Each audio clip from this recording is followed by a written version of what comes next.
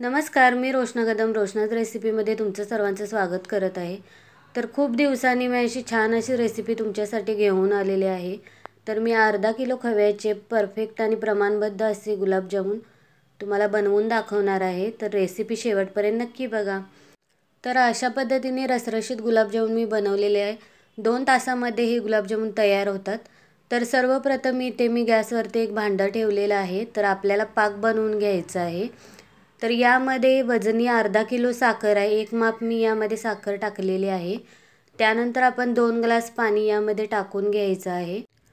पाण्यामध्ये साखर विरघळवून घ्यायची आहे। याचा एकतारी पाक नाही बनवायचा आहे आपल्याला। साखर पाण्यामध्ये विरघळल्यानंतर एक छान उकळी काढायची आहे। त्यानंतर आपला पाक तयार होतो। यामध्ये 1 चमचा वेलची पावडर टाकलेली आहे आणि छान उकळी आल्यानंतर आपल्याला गॅस बंद करायचा आहे आणि इथे आपला पाक तयार झालेला आहे। पाक साईडला ठेवायचा आहे। इथे आपण तेल गरम करायला ठेवलेलं आहे गुलाबजामुन तळण्यासाठी।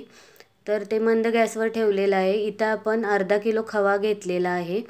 तर त्यामध्ये आपण 4 चमचे मैदा घालणार आहोत। मैदा चाळून घ्यायचा आहे आपल्याला।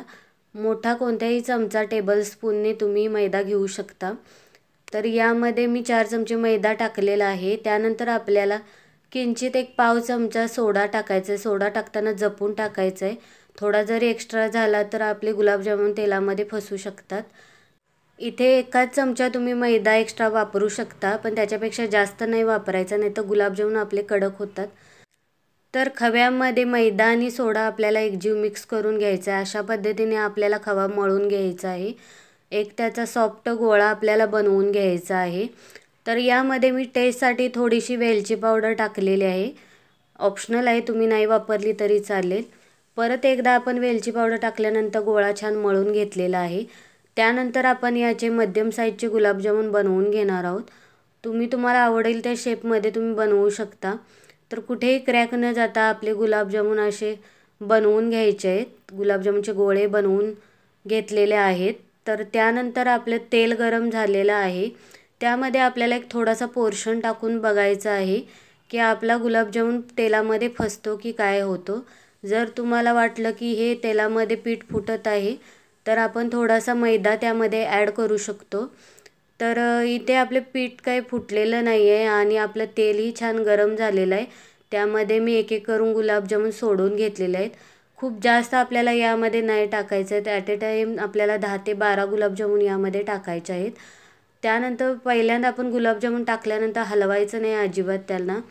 थोड्या वेळाने ते कडक झाले थोडे, तर त्यानंतर आपल्याला हे गोल गोल फिरवून आपल्याला एकसारखे एका कलरवर तळून घ्यायचे आहेत। अशा पद्धतीने आपल्याला गुलाबजामुन तळून घ्यायचे आहेत। पाहू शकता किती सुंदर कलर आलेला आहे आपल्या गुलाबजामुनना। गुलाबजामुन फ्राय करताना अगदी नॉर्मल तेल गरम हवं, जास्त थंडही नाही आणि जास्त गरमही नाही। अशा कंडिशनमध्ये आपल्याला हे गुलाबजामुन तळून घ्यायचे आहेत। तर तुम्ही अजूनही रोशनाज रेसिपीला सबस्क्रायबर केलं नसेल तर नक्की करा। तर यामध्ये मी सेकंड बॅच ही आता तळून घेणार आहे। तर अशा पद्धतीने मी सेकंड बॅच गुलाबजामुन तळून घेतलेले आहेत।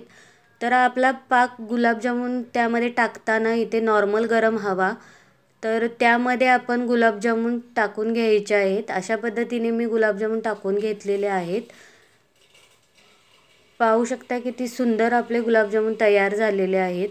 पूर्ण पाकामध्ये आपल्याला गुलाबजामुन टाकून घ्यायचे आहेत। त्यानंतर थोडंसं मिक्स करून आपल्याला 1-2 तास तरी हे ठेवावं लागेल किंवा ओव्हरनाईट तुम्ही ठेवू शकता।